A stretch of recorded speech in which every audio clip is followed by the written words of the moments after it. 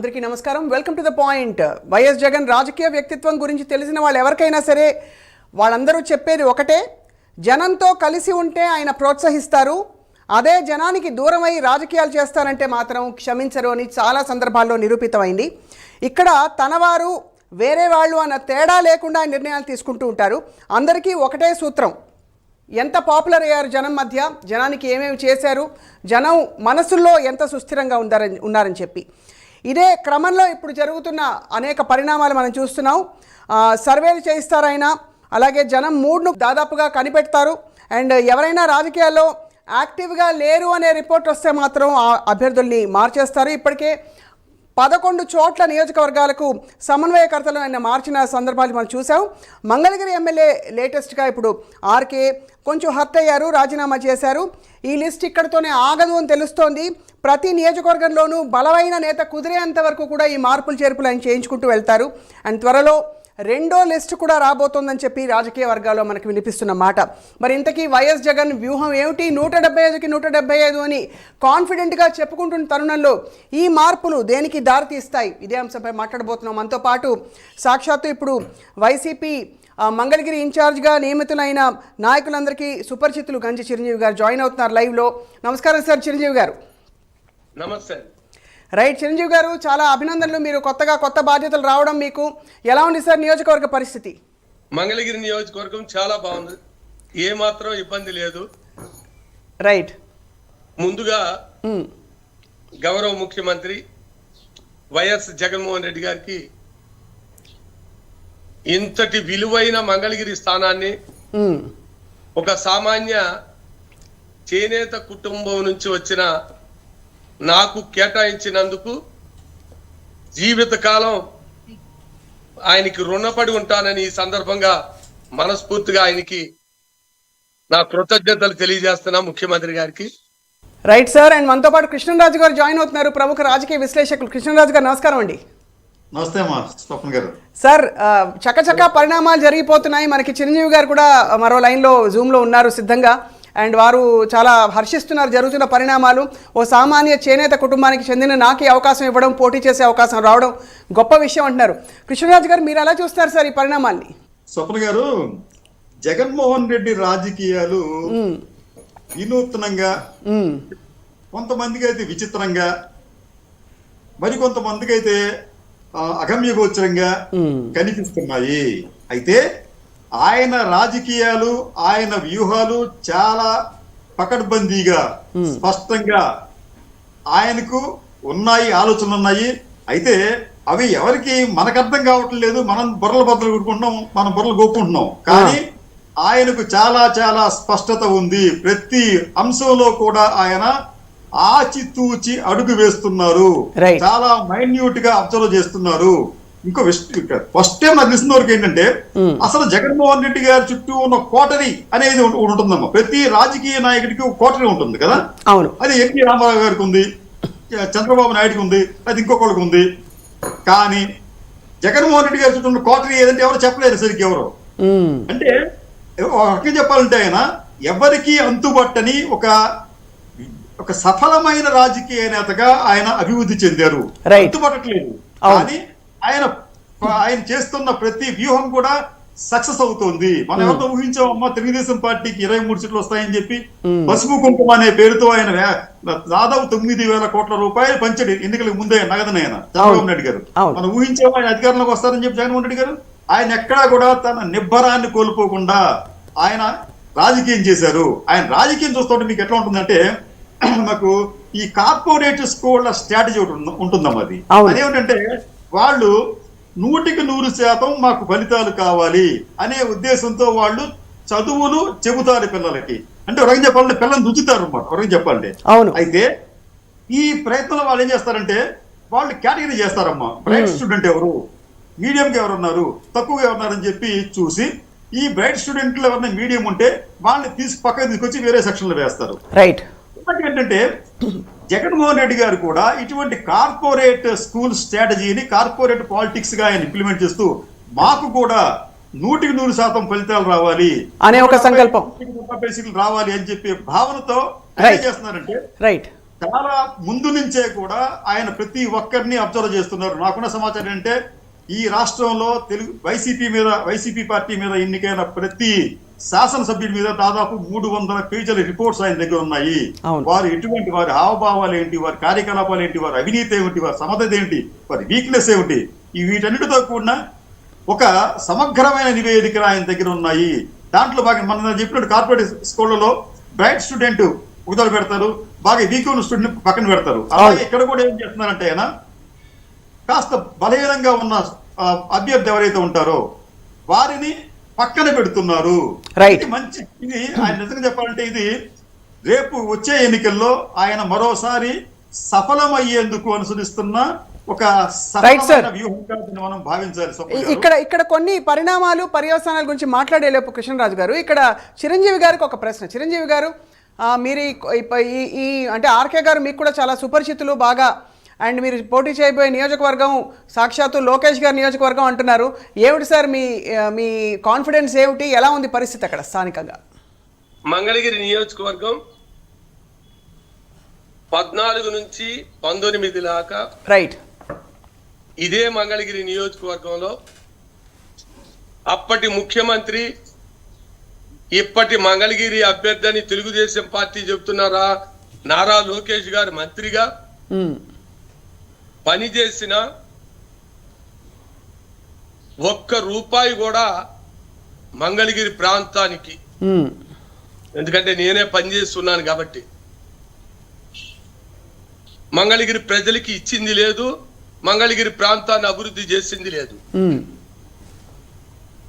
కానీ ఇదే మంగళగిరిలో ఈనాటి గౌరవ ముఖ్యమంత్రి వైఎస్ జగన్మోహన్ రెడ్డి గారు కూడా ఇక్కడే నివసిస్తూ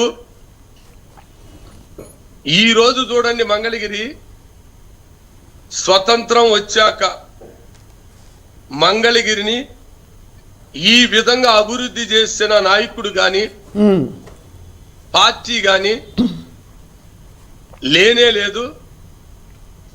అంత అద్భుతంగా మంగళగిరి ప్రాంతాన్ని గౌరవ ముఖ్యమంత్రి వైఎస్ జగన్మోహన్ రెడ్డి గారు ప్రత్యేకమైన దృష్టి పెట్టి అన్ని ప్రాంతాలని, అన్ని వర్గాల ప్రజలకి ఉపయోగపడే తీరులో అభివృద్ధి చేశారు. అందుకని మేమందరం రైట్ మీరు అనుకున్నట్టు నారా లోకేష్ గారి మీద ఏ విధంగా పోటీ చేస్తున్నారు, ఎంత ధైర్యం ఉండాలి అనే ఆలోచన ప్రతి ఒక్కరికి ఉంటుంది. ఏ మాత్రం సచ్చు లేదు. మంగళగిరి ప్రాంతం జగన్మోహన్ రెడ్డి గారికి అన్ని విధాలుగా సహాయ సహకారాలు అందించడంలో ప్రజలందరూ సంసిద్ధులై ఉన్నారు. మాటలతో, కళ్ళబొల్లి కబుర్లతో, అబద్ధాల మాటలతో మంగళగిరి ప్రజల్ని వంచిన చంద్రబాబు నాయుడు గారు, నారా లోకేష్ గారు చిత్తుగా ఇక్కడ ఓడించబడతారు. నిజంగా చరిత్రలో ఎప్పుడు ఏ పార్టీ, ఏ ముఖ్యమంత్రి తీసుకొని నిర్ణయాలు, పరిపాలనలో విప్లవాత్మకమైన మార్పులు, రైట్ పేద వర్గాలన్నీ గుండెల్లో పెట్టుకుంటూ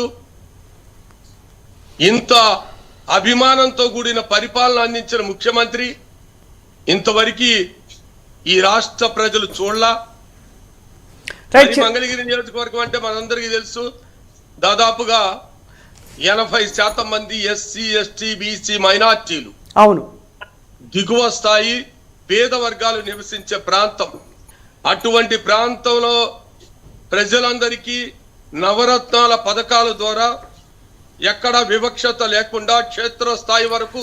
చిరంజీవి గారు, ఇక్కడ అడక మానలేకపోతున్నాను, ఈ మార్పులు చేర్పులు ఎందుకు అవుతున్నాయని మీ అవగాహన సార్? సార్, జగన్మోహన్ రెడ్డి గారి ఆలోచన మనందరికీ తెలిసిందే. అందరూ ఓట్ల కోసం చిన్న వర్గాలని మాటల ద్వారా, మాయ మాటల ద్వారా ఇప్పటి వరకు వాడుకున్నారు. మనం రాజకీయాల్లో చూసాం. ఇతర పార్టీ వాళ్ళు ఏ విధంగా వాడుకొని గద్దెనెక్కిన తర్వాత కరివేపాకులాగా వాళ్ళని పక్కన పడేశారు. కానీ జగన్మోహన్ రెడ్డి గారు ఇచ్చిన మాటని నిలబెట్టుకుంటూ ఆ వర్గాలకి ఆర్థిక అంశాలే కాదు, సామాజిక రాజకీయంగా కూడా సుస్థిరమైన స్థానం కల్పించవలసిన బాధ్యత మన మీద ఉంది అని నమ్మి రైట్ సార్, ఆ వర్గాలకి ఈ రోజు మంగళగిరిని కేటాయించారని మీరు మేము ప్రగాఢంగా నమ్ముతున్నాం. రైట్ రైట్ కృష్ణరాజు గారు, చాలా ఇంట్రెస్టింగ్ పాయింట్. చాలా ఇంక్లూజివిటీ ఉంది జగన్మోహన్ రెడ్డి గారి వైఖరి మొదటి నుంచి కూడా. మీరు అన్నట్టుగా ఇందాక అంటే అన్ని వర్గాల ప్రజలని, నాయకులని కలుపుకుపోవాలి, సరైన ప్రతినిధులు ఉంటేనే కదా మంచి జరుగుతుంది అందరికీ అని చెప్పి. కానీ ఇన్ని రోజులు ఒక పట్టున్న నాయకుడు ఆర్కే గారు ఆయన కొంత నొచ్చుకున్నారు, రాజీనామా చేశారు సార్. ఇలాంటి పర్యవసానాలకి మరి అదరక బెదరక ఆయన లేదు, నేను తప్పకుండా నా నిర్ణయాలు నాకు తెలుసు అనే ఒక కాన్ఫిడెన్స్ ధీమాతో ముందరకెళ్తున్నారంటే దాన్ని ఎలా అన్వయించుకోవాలి సార్? ఇది తెలంగాణ నుంచి కొంత చూసి అవలంబిస్తున్న కొన్ని విషయాలా, లేక మొదటి నుంచి ఈ వ్యూహం ఇలాగే ఉందంటారా? లేదమ్మా, తెలంగాణను చూసి నేర్చుకునేది ఏం లేదు. భవిష్యత్తులో జగన్మోహన్ రెడ్డి గారి పాలసీని చూసి దేశం అంతా నేర్చుకోవాలి. ఎందుకంటే ఈ విషయం ఎందుకు చెప్పాల్సి వస్తుందంటే, నేను జగన్మోహన్ రెడ్డి గారు చాలా క్లియర్ గా చెప్పారమ్మా. గడప గడపకు ముందు నుంచే చెప్తున్నారు ఆయన, నేను మీ అందరి అసెస్మెంట్ చేస్తాను, మిమ్మల్ని మీరు ప్రజల్లో ఉండండి అని చెప్పి. నిజానికి ఇది భారతదేశంలో నా దేశంలో మొట్టమొదటిసారమ్మా ప్రజాప్రతినిధులుగా ఎన్నికైన శాసనసభ్యులు కేవలం ఎన్నికల సమయంలో కాకుండా ముందు నుంచే, దాదాపు 1.5 years ముందు నుంచే వాళ్ళు ప్రజల్లో ఉన్నారు, ఇంటింటికి తిరుగుతున్నారు. తిరగాలని చెప్పిన నాయకుడైనా తిరుగుతున్న వాళ్ళు వీళ్ళు. ఎవరైతే తిరగలేదో వారి పట్ల జగన్మోహన్ రెడ్డి గారికి సహజంగానే కొంత ఇబ్బంది కలుగుతుంది. ఎందుకంటే ఇప్పుడు వీరి కోసం అని చెప్పి ఆయన అంటే ఇటువంటి ప్రజాదరణ లేకుండా, ప్రజల దగ్గరికి వెళ్లకుండా, అధిష్టానం చెప్పిన పని చేయకుండా ఉండే వీళ్ల వలన పార్టీకి నష్టం వస్తే నష్టపోయేది జగన్మోహన్ రెడ్డి గారు మాత్రమే కదమ్మా, యావత్ రాష్ట్రం కూడా. అందుకనే ఆయన ఏం చేస్తున్నారంటే, మీకోసం అని చెప్పి నేను, అంటే మీలాంటి వ్యక్తుల కోసం అని చెప్పి నేను ఈ రాష్ట్రాన్ని, నా పార్టీని ఫణంగా పెట్టలేనని చెప్పి ఆయన నిర్మోహమాటంగా చెప్పారు. చెప్పిన పని చేస్తున్నారు. మార్పులు చేర్పులు ఉంటాయి, 30 నుంచి 40 మంది వరకు మార్పులు చేస్తానని చెప్పి ఆయన చాలా బహిరంగంగా చెప్పారు. పార్టీ మీటింగ్ లో కూడా చెప్పారు ఆయన. దాని ప్రకారం చేస్తున్నారు. అయితే ఇక్కడ తప్పు ఎవరిదంటే, అన్నిసార్లు ఆయన చెప్పినప్పటికీ కూడా తమ వైఖరిని మార్చుకొని ఈ ప్రజాప్రతినిధులు తప్పు అయి ఉంటుంది. ఎందుకంటే ఇతను నా కులం వాడు, ఇతను నా మతం వాడు, ఇతను నాకు సన్నిహితుడు అని చెప్పి ఆయన కొన్ని మినాయింపులు ఇస్తే వీరి వలన రేపు పార్టీ విజయావకాశాలు గంటి పడుతోంది. కాబట్టి దానికి కూడా ఆయన ఛాన్స్ ఇవ్వటం లేదు. మీకు ఇప్పుడు చెప్పారు గంజి చిరంజీవి గారు, నిజానికి అంటే ఇది మోస్ట్ అన్ఎక్స్పెక్టెడ్ నియామకంగా మనం భావించాలి.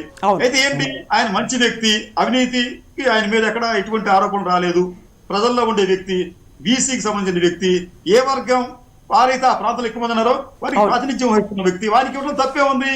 అసలు తప్పలేదు సార్. కొత్త వాళ్ళకి అంటే అతను కూడా రామకృష్ణారెడ్డి కూడా నా రెడ్డి కమ్యూనిటీ అని చెప్పి ఆయన భావించుకుని ఉంటే ఈ మార్పు జరిగేది కాదు. కానీ మీకు కమ్మ సామాజిక వర్గానికి ప్రతినిధిగా ఉన్న చంద్రబాబు నాయుడు గారు ఇటువంటి రిస్క్ తీసుకోలేరు. అవును. కాబట్టి ఆయన ఏంటంటే ఆయన చలనశీలత లేకుండా, మార్పులు చేర్పులు చేసుకోకుండా ఆయన ఏంటంటే ఒక మార్పు చేయడానికి కొంత సాహసం, ధైర్యం కూడా కావాలమ్మా. సో మీరు అనేది సార్ అంటే ఇందులో వ్యూహం కూడా ఉంది, ధర్మం కూడా ఉంది అంటున్నారు. ఖచ్చితంగా ఉందమ్మా, అన్ని ఉన్నాయి దీంట్లో. ధర్మం, వ్యూహం, తర్వాత ముఖ్యంగా పార్టీని కాపాడుకోవాలి కదమ్మా. ఇప్పుడు ఇక్కడ ఒక క్వశ్చన్ చెప్తాను మీకు స్వప్న గారు. ఈ రోజున టీడీపీ కావచ్చు, లేకపోతే జనసేన కావచ్చు, లేకపోతే వైసీపీ కావచ్చు, ఇవన్నీ కూడా వ్యక్తుల మీద ఆధారపడిన పార్టీలు. 3 పార్టీలు 3 వ్యక్తుల మీద ఆధారపడిన పార్టీలమ్మా. నిజానికి ఆ వ్యక్తి ఒంటి చేత్తో వీళ్ళని గెలిపించారు.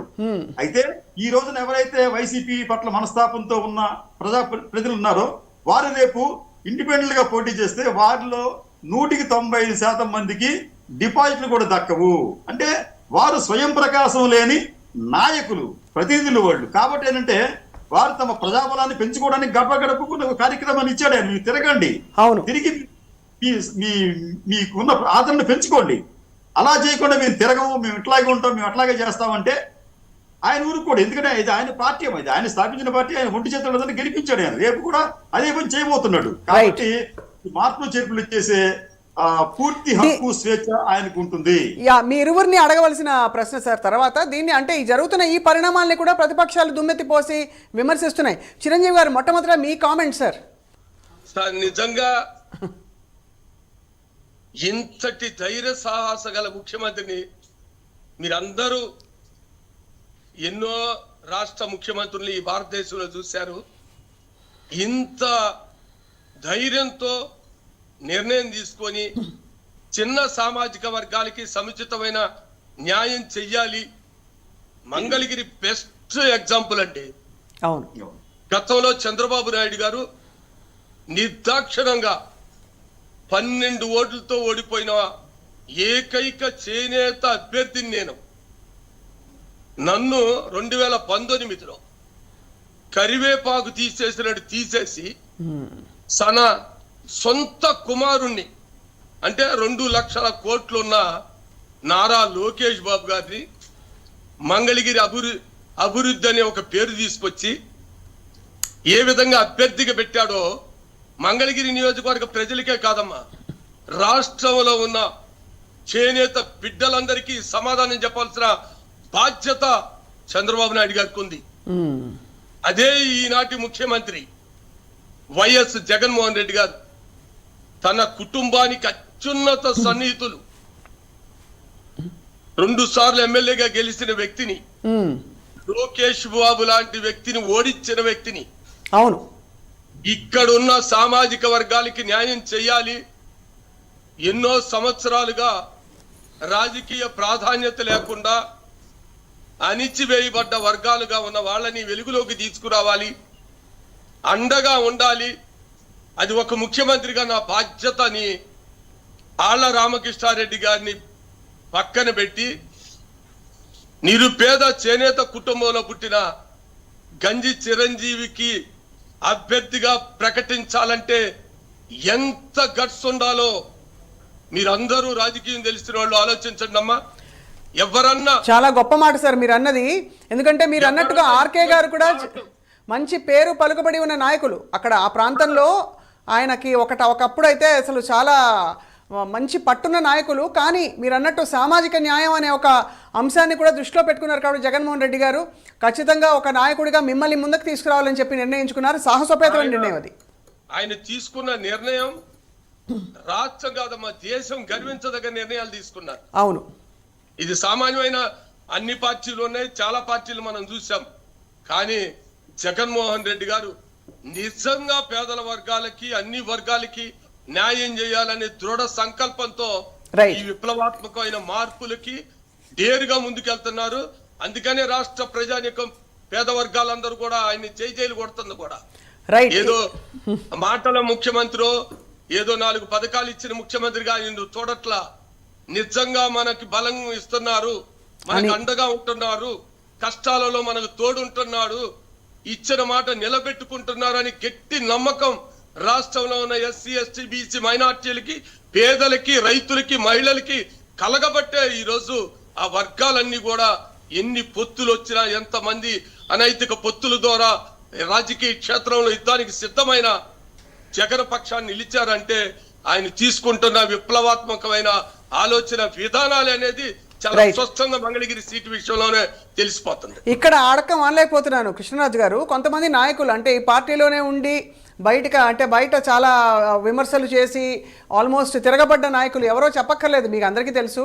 మన RRR గారు ఇటీవల ఇంతమంది రెడ్డి నాయకులు ఉన్నారని ఒక జాబితా చదువుతూ కూడా ఆయన చిన్న వెటకారంగా వీడియో చేసినట్టు ఏదో వచ్చిందనమాట. అది ఫార్వర్డ్ చేశారు ఎవరో. కానీ అంటే నిజంగానే ఒక వర్గానికి సంబంధించిన రాజకీయాల నుంచి తప్పుకుని అందరికీ ఆమోదయోగ్యమైన, అందరికీ కావాల్సిన ప్రాతినిధ్యంతో ఒక టీంని ఫామ్ చేయాలనే సంకల్పం ఈసారి ఎలా పనిచేస్తుంది అనుకుంటున్నారు సార్ కృష్ణరాజు గారు? అలాగే ఈ మార్పులు చేర్పులు నెక్స్ట్ ఇంకా ఎంత దూరం వెళ్ళి ఎన్ని చోట్ల మార్పులు జరుగుతాయి? ఒకవేళ అసంతృప్తులు కొనసాగితే వాళ్ళని బుజ్జగిస్తారా, లేక జరిగే పరిణామాలు అంతా మంచి జరుగుతుంది నమ్మకంతో ముందరకెళ్తారా సార్? స్వప్న గారు, ఇప్పుడు జగన్మోహన్ రెడ్డి గారి వైఖరి చూస్తూ ఉంటుంటే ఆయన అసంతృప్తులను బుజ్జగించే పని పెట్టుకోలేదు, అనిపిస్తుంది. ఎందుకంటే ఈ విషయం చెప్పాల్సి వస్తుంది. ఆయన చాలా స్పష్టంగా తన విధానాలను, అంటే ఈ సంక్షేమం అభివృద్ధి అనే తన విధానాలను ఆయన గట్టిగా నమ్ముకున్నారు. దానికి తగ్గట్టుగానే ఈ రోజు ఆంధ్రప్రదేశ్ లో ఈ ప్రజలకు ప్రయోజనం చేకూరుస్తున్నారు. దాదాపు ఈ 4 సంవత్సరాల్లో 4,50,000 కోట్ల రూపాయలు సంక్షేమ పథకానికి, దాంట్లో దాదాపు 2,5 లక్షల కోట్ల రూపాయలు కేవలం నగదు బదిలీకి కేటాయించారమ్మా. దాదాపు 85% కుటుంబాలకి ఏదో ఒక ప్రయోజనం లభించింది.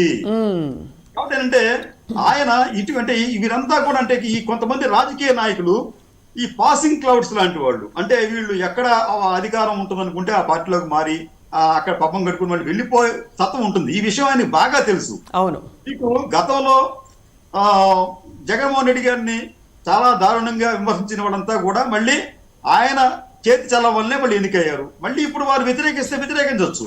ఇవన్నీ కూడా ఆయన అతీతంగా ఉన్నాడు. నిజంగా చెప్పాలంటే ఒక స్థితప్రజ్ఞత అనేది జగన్మోహన్ రెడ్డి గారు అలవర్చుకున్నారు. మేము మా విధానాలకు తగ్గట్టుగా మీరు ఉంటే ఉండండి, వెళ్ళిపోతే వెళ్ళిపోండి, మాకు అభ్యంతరం లేదు అనే విధంగా ఉన్నారు తప్ప వారిని బొజ్జగించడం ఇది అంతా కూడా చంద్రబాబు నాయుడు గారు చేసే పనమ్మా. పొరపాటున ఎవరిని వెళ్ళిపోతాను అంటే వారి వల్ల పెద్ద నష్టం జరిగిపోతుందని చెప్పి వారిని తన పార్టీలో ఉంచుకొని చివరికి నష్టపోయిన వ్యక్తి ఆయన. కానీ దానికి భిన్నమైన రాజకీయం అనేది ఈరోజు జగన్మోహన్ రెడ్డి గారు చేస్తున్నారు. కాబట్టి అటు బొజ్జగింపులు, లేకపోతే ఓరడింపులు, లేకపోతే మీకు ఏదైనా ప్యాకేజీలు ఇస్తామని చెప్పడం అటువంటి ఏమీ కూడా ఈయన దగ్గర నుంచి ఆశించకూడదు. ఆశిస్తే వారు భంగపడతారు. అది చాలా మంచి పాయింట్ సార్, కుండ బదులు కూడా చెప్పారు. సో ఫైనల్గా గంజి చిరంజీవి గారు, ఈసారి మరి ఈ జనసేన టీడీపీ పొత్తు ఏదైతే ఉందో అది ఏ విధంగా ప్రభావం చూపుతుంది సార్ రాష్ట్ర రాజకీయాలపై? మీ కామెంట్ ఏంటి సార్ దీనిపై? జగన్మోహన్ రెడ్డి గారు చాలా స్పష్టంగా అన్ని మీటింగుల్లో చెప్తున్నారమ్మా, నా వలన, నా పరిపాలన వలన మీకు, మీ కుటుంబానికి న్యాయం జరిగింది, లాభం జరిగిందని భావిస్తే అది నన్ను ఆదరించండి, నాకు అండగా ఉండండి.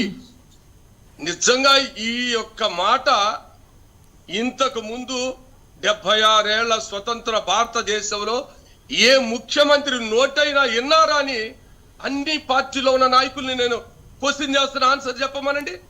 అంత దమ్ముగా, అంత ఆత్మవిశ్వాసంతో, అమ్మా నా వల్ల మీకు న్యాయం జరిగితే నాకు అండగా ఉండండి అమ్మా, అంతకు మించిన మాట రాజకీయాల్లో ఏముందో చాలా స్పష్టంగా రాష్ట్ర ప్రజలందరూ గమనిస్తున్నారు. అందుకనే ఎంతమంది పొత్తులు పెట్టుకున్నా, ఎన్ని విధాలుగా గ్రాఫిక్స్ తో ఈ ప్రజాయుద్ధ క్షేత్రంలోకి వచ్చిన సింగిల్ నాయకుడు, దమ్మున్న నాయకుడు జగన్మోహన్ రెడ్డి గారి ముందు నిలిచే ప్రసక్తే లేదు. అటువంటి అవకాశాలు లేవు కాబట్టే పొత్తుల కోసం, తొత్తుల కోసం వెంపర్లాడుతున్నారు వారు. మీరు అది ప్రత్యేకంగా ఆంధ్ర రాష్ట్ర ప్రజలందరూ గమనిస్తూనే ఉన్నారు. ఎందుకు సింగల్ గా జగన్మోహన్ రెడ్డి గారు అంత ధైర్యంగా వెళ్తున్నారు, ఎందుకు ఎవరు కనిపిస్తే వాళ్ళని వాటేసుకొని పొత్తులతో వెళ్దాం రాని వెంపర్ల చంద్రబాబు నాయుడు గారు ఆడుతున్నారో ఈ రాష్ట్ర ప్రజలందరికీ తెలుసు.